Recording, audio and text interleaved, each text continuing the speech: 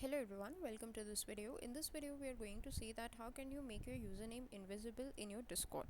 So right now if you see, my username is visible like this, and if I want to make it invisible, so what steps do I need to follow?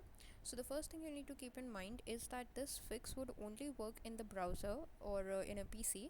So make sure that your Discord is open in your browser, in your PC, then go to this Discord sign that says user settings, then go to username and click on edit.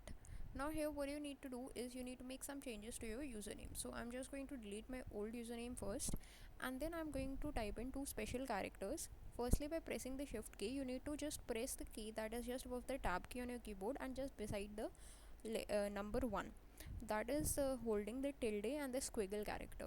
So just press this key first by holding a shift, that would get a squiggle character, and then just press the tilde sign, that is press the same key again without the shift key on your keyboard.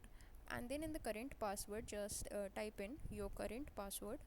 So once I have typed it, I can just click on done,